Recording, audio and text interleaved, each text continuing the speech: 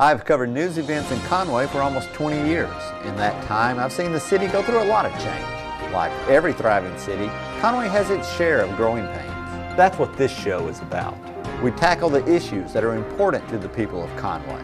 I tell my journalism students there are at least two sides to every story. My goal is to find the common ground. Hello everyone, welcome to this edition of Common Ground. We're focusing on a race in the general election at the county level. It's the county sheriff's office. With us are Tommy Earnhardt, who's the Democratic candidate, and Andy Schock, the Republican candidate. Thank you, gentlemen, both for being here. Mr. Schock, I want to start with you. You're in the sheriff's office now.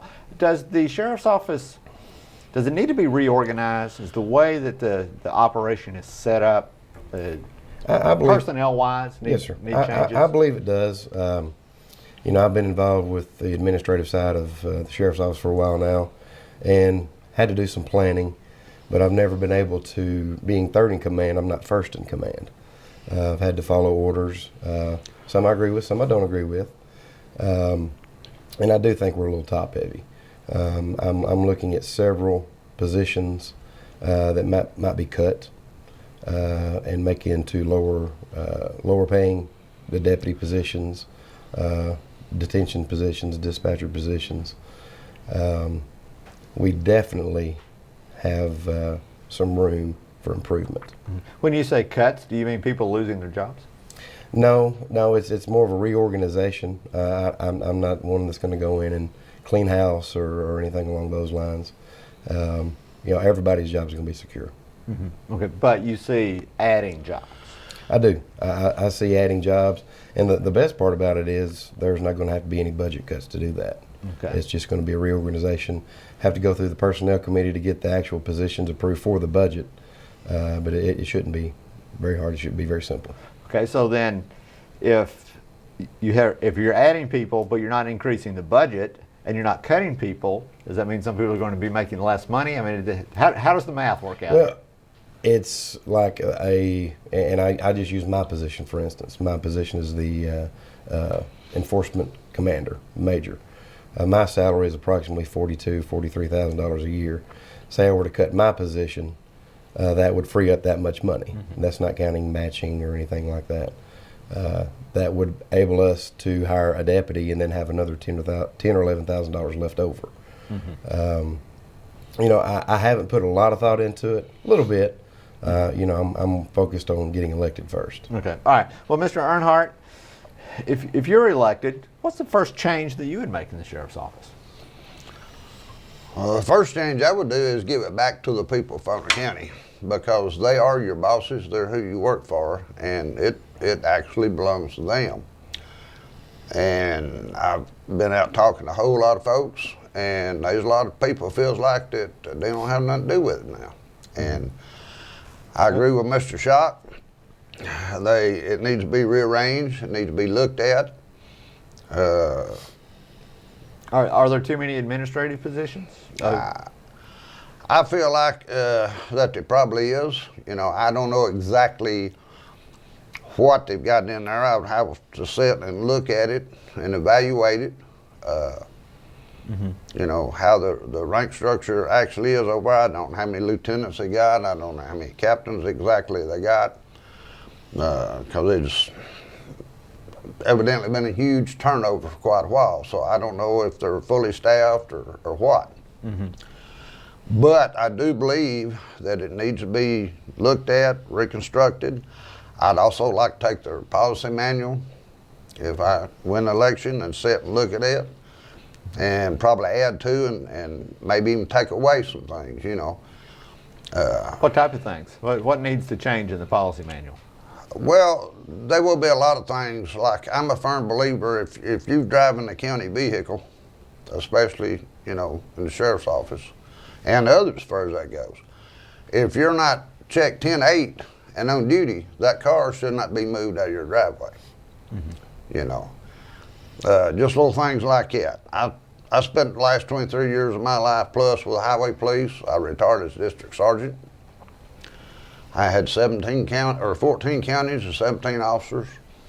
And I better not catch one of my guys in that unit if he's not 10-8. Okay. All right, Mr. Shock, what about the policies? Do they need adjustment? I agree with Mr. Earnhardt to an extent. It's not like our guys pile in the cars and go to Walmart and go out to Little Rock or anything like that. And I agree, it is public money, and I agree with Mr. Earnhardt when he says that it should be something job related, albeit going in service or doing some off-duty security, anything along those lines. And I give a for instance. This is back 7 or 8 years ago. I was a patrol sergeant, and a call come out over the radio that there was a child abducted from the Valonia Elementary School. Well, I wasn't working, but I was on the way home from some training.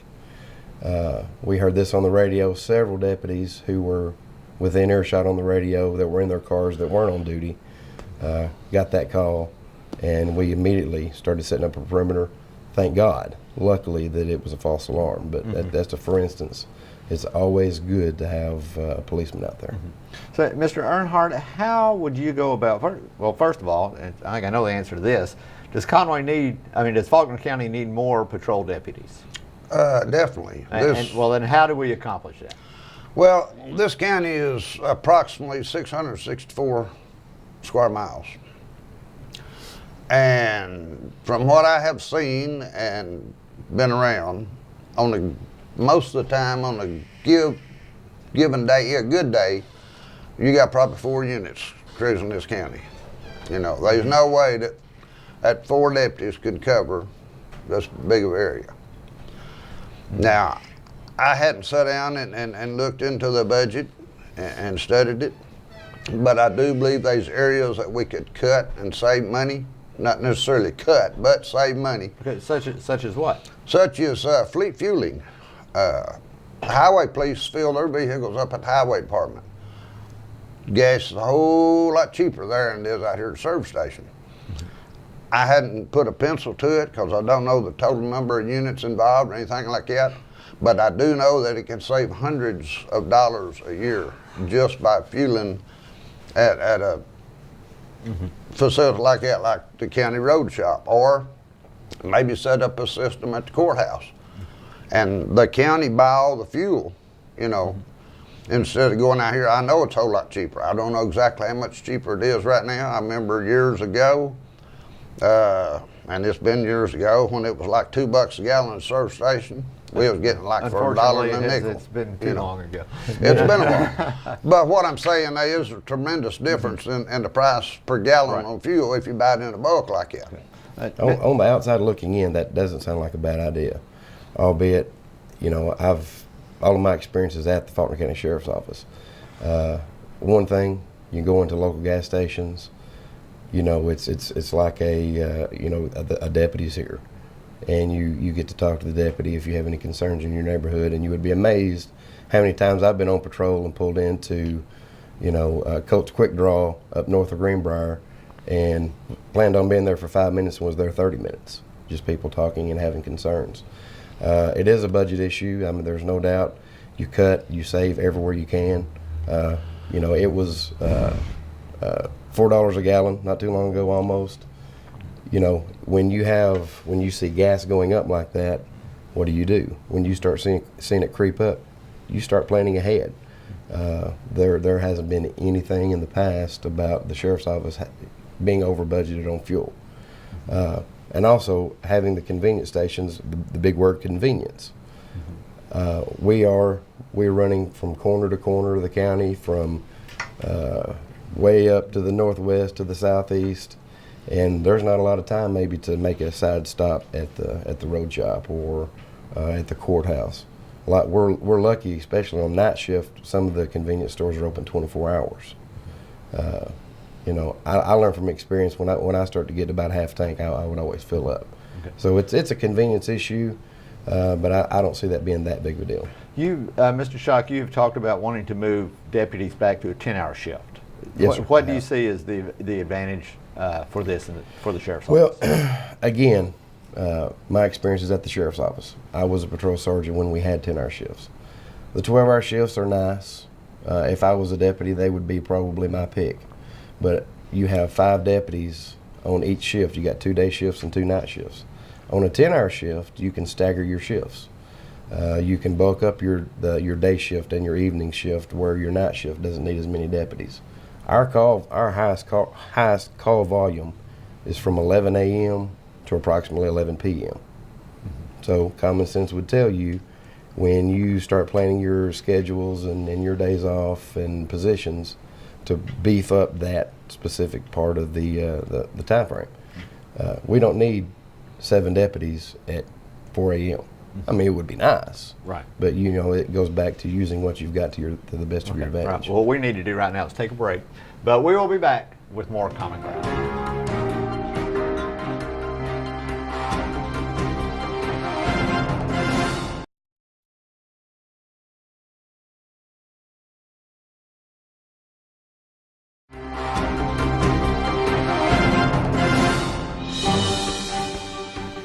Welcome back to Common Ground. We're talking about the candidates for Faulkner County Sheriff in the general election, which is November 6th. The early voting starts October 22nd. Andy Schock, the Republican, Tommy Earnhardt, the Democrat. When we left Mr. Earnhardt, Mr. Schock was talking about he would like to move the patrol deputies from 12-hour shifts to 10-hour shifts. How do you feel about this?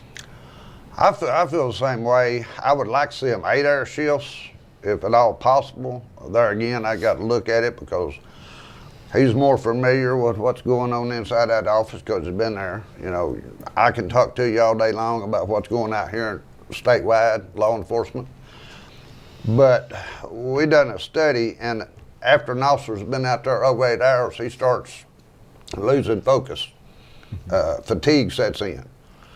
And he's not as alert after that 8 hours he was first 8. And even after 10 hours, he really goes to getting fatigue kicking in most of the time, and he don't have the reaction that he should have and all that. And to me, it's a safety issue.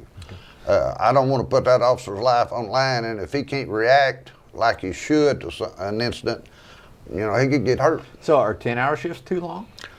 10 hours is not too long. I could live with 10 hours, but definitely not 12-hour shift. Mm-hmm. I just don't like a 12-hour shift. Okay. And that's the reason behind is safety. Right. Okay. All right. Moving on to another area, Mr. Schock. There has been news recently in Faulkner County about the road officer, mm-hmm. and not looking at the specifics of this case, but my question is: does Faulkner County need a road officer? No, sir. This is a hot topic. In my opinion, they don't need a road officer. I would be curious, and this obviously would be under FOIA, if to do a Freedom of Information request on exactly what his duties were, what any reports that he filed, anything. There should be a paper trail for any position. Mm-hmm. Our guys are on the back roads.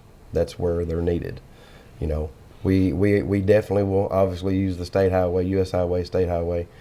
And the major county roads is where we're needed. The back roads is where we're needed. That's where a lot of the majority of the thefts happen, is on the back county roads. Our job is to patrol the county. The city of Conway has a very capable police department with a lot more officers than we have.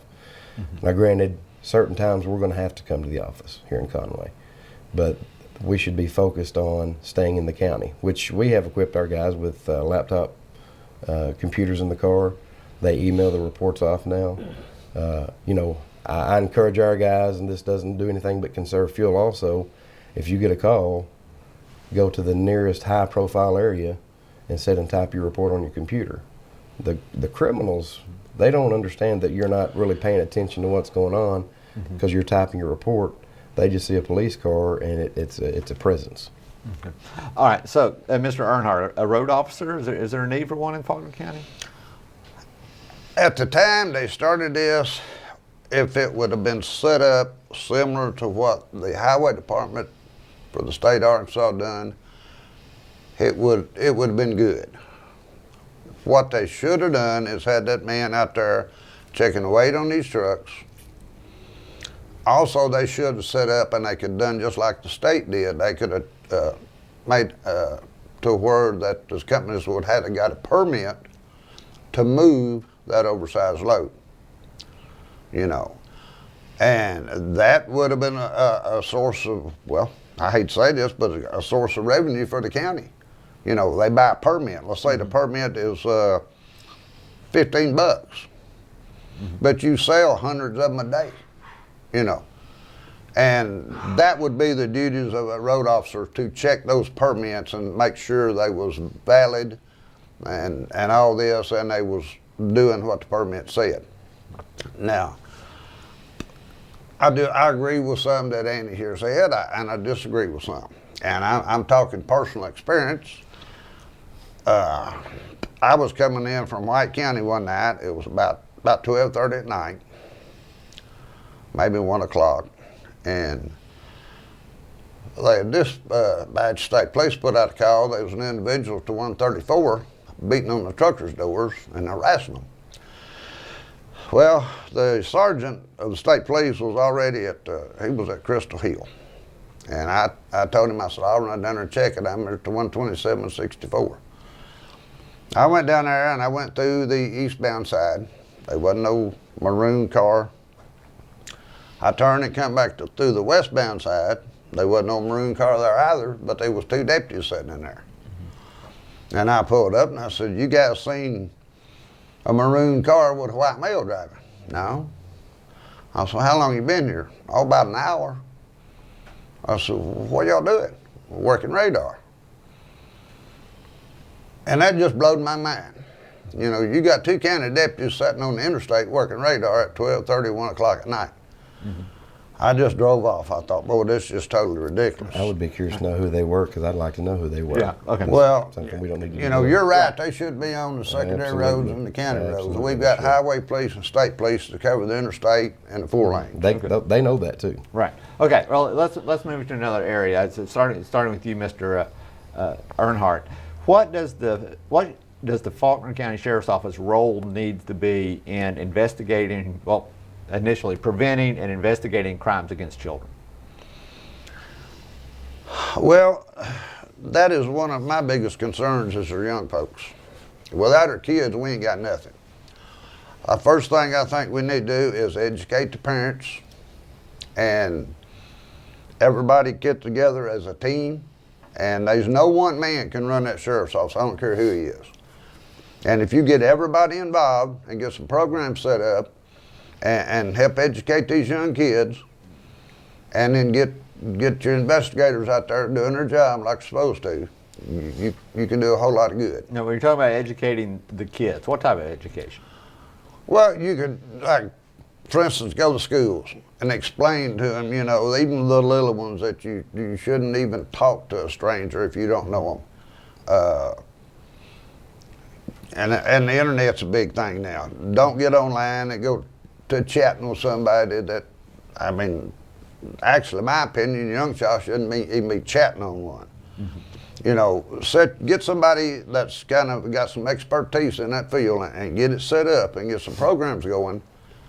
And you can solve a lot of problems just by a big team effort. Okay. All right, Mr. Shaw, how do you address this? We're in the process of addressing that as we speak. You know, in law enforcement, you got your job. You come in, you come on duty, you go off duty. It's more than that for me. It's a career. It's a lifestyle. I have, and this goes back to some of my literature on my website. I have spoken to thousands of elementary school students, high school students.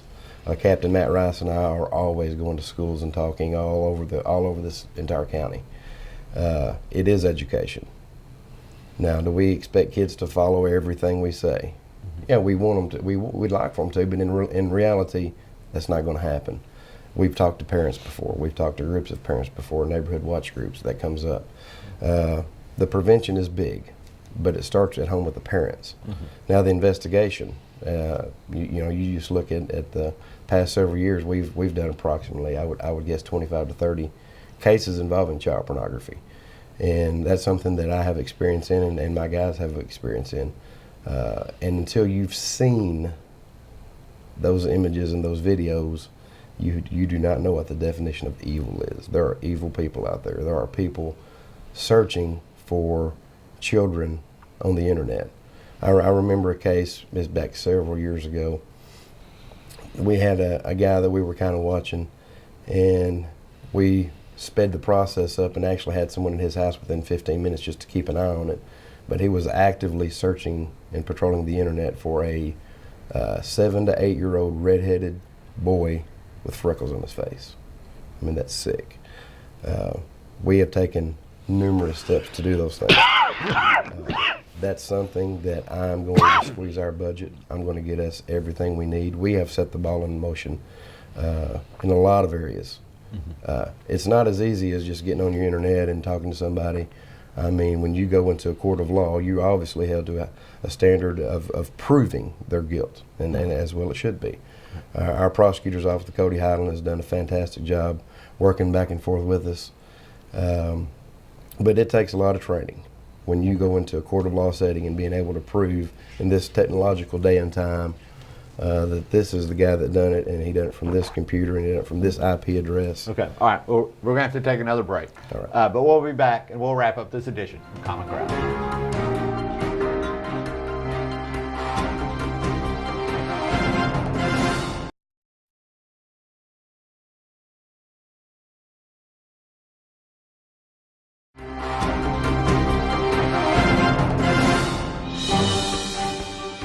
Welcome back. We're concluding this edition of Common Ground with the two candidates for Faulkner County Sheriff in the general election. Again, general election November 6th. Early voting starts October 22nd. Mr.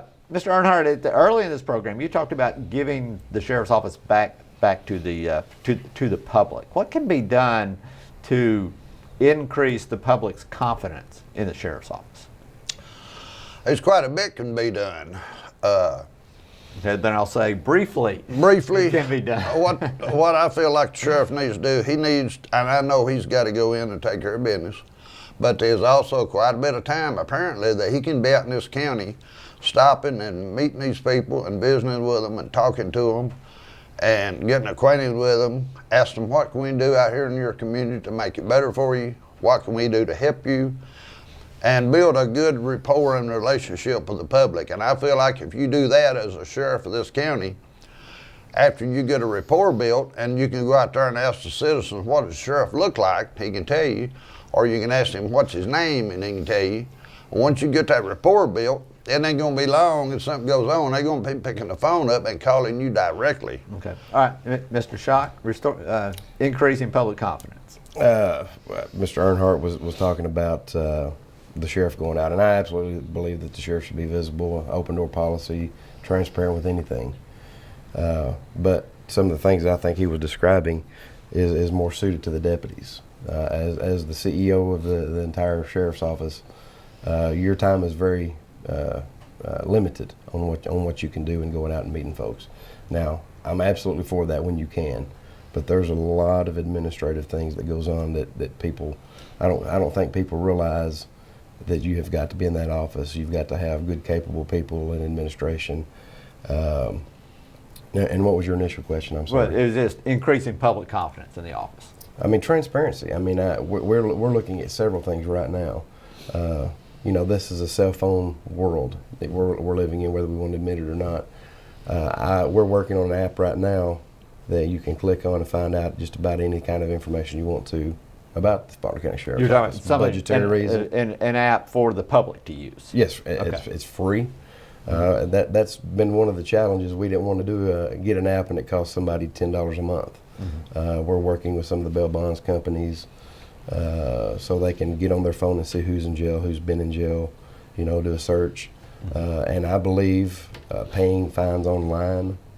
I mean, there's a lot of stuff. And this is a technological world, and whether we like to admit it or not, we've got to get on board. I mean, it is so much better than back the days when I used to write my reports out hand on a clipboard. Okay, We've got to use all right. it. Well, we're out of time, but Tommy Earnhardt, Andy Schock, thanks to both of you for being here, and thanks to you for watching as well. We always appreciate it, and we always like to hear from you. You can send us an email at commonground@conwaycorp.com or leave a message on our Facebook page. And this and other Channel 5 local programming, including all the programs that we have done with candidates leading up to the general election, are available on video on demand on Conway Corporation Digital Cable. So thanks for watching, and we'll see you next time.